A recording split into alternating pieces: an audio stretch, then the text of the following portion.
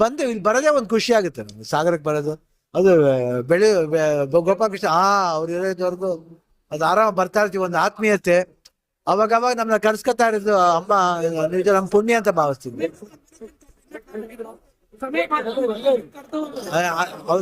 Phone ಹೇಳಿದ್ರು ಬರ್ತಿದ್ದು, but ಆದ್ರೂ ಅವ್ರು ನಮ್ ನೋಡೋ ಪ್ರೀತಿ ಅವ್ರು ಆಸೆ ಜಾಸ್ತಿ, ಬರ್ತಾ ಇರ್ತಾರ. ಬಟ್ ಖುಷಿ ಆಗುತ್ತೆ ಬರೋದೇ ಖುಷಿ. ಸಂಪುಟ ಸಭೆ ಇರೋದ್ರಿಂದ ಬರ್ಲಿಕ್ಕಾಗಿಲ್ಲ. ಇವತ್ತು ಶಿವಣ್ಣರಿಗೆ ನಾವು ಮದಣ್ಣವ್ರು ಹೋಗಿ ಕಾರ್ಡ್ ಕೊಟ್ಟು ಬಂದಿದ್ದೀವಿ.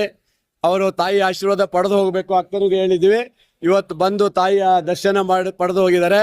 ಶಿವಣ್ಣವರು ಇದೇ ತರ ಎನರ್ಜಿಕ್ ಆಗಿ 100 ವರ್ಷಗಳ ಬಾಳ್ಬೇಕು ಅನ್ನೋದು ಆ ದೇವಿಯಲ್ಲಿ ನಾನು ಸಹ ಬೇಡ್ಕೊಳ್ತೇನೆ. ಅವ್ರು ಚೆನ್ನಾಗಿರ್ಬೇಕು. ಯಾಕಂದ್ರೆ ಕರ್ನಾಟಕದ ಚಕ್ರವರ್ತಿ ಯಾವಾಗಲೂ ಗಟ್ಟಿ ಇದ್ರೆ ನಾವು ಗಟ್ಟಿ ಇದ್ದಂಗೆ ಅಂತ ಅರ್ಥ. ಹಾಗಾಗಿ ತಾಯಿ ಸಂಪೂರ್ಣ ಆಶೀರ್ವಾದ ಶಿವಣ್ಣಗೆ ಗೀತಕ್ಕೆ ಕೊಡ್ಲಿ ಅಂತ ಹೇಳ್ತಾ ಬಹಳ ಖುಷಿ ಆಯ್ತು. ಇವತ್ತು ಕರೆದಾಗ ತಕ್ಷಣನೇ ಬರ್ತೀನಿ ಅಂತ ಹೇಳಿದ್ರು. ಇದು ಒಟ್ಟು 9 ದಿವಸ ಜಾತ್ರೆ ಇದು. ಹಾಗಾಗಿ ಮೊನ್ನೆ ಸ್ಟಾರ್ಟಿಂಗ್ ಬಹಳ ಜನ ಬಂದಿದ್ರು.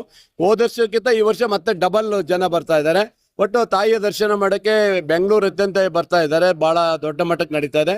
ಎಲ್ಲ ವ್ಯವಸ್ಥೆ ಮಾಡಿದ್ದೇನೆ, ಬಹಳ ಸುಂದರವಾದಂತ ವ್ಯವಸ್ಥೆ, ಎಲ್ಲ ವ್ಯವಸ್ಥೆಯನ್ನು ಮಾಡಿಟ್ಟಿದ್ವಿ. ಸ್ಪೆಷಲ್ಲು ಎಲ್ಲದೂ ಬಿಟ್ಟಿದ್ದೀವಿ, ಬಸ್ಸು ಟ್ರೈನು ಎಲ್ಲ ಬಿಟ್ಟಿದ್ದೀವಿ. ಹಾಗಾಗಿ ಯಾವುದೇ ಸಮಸ್ಯೆ ಇಲ್ಲ.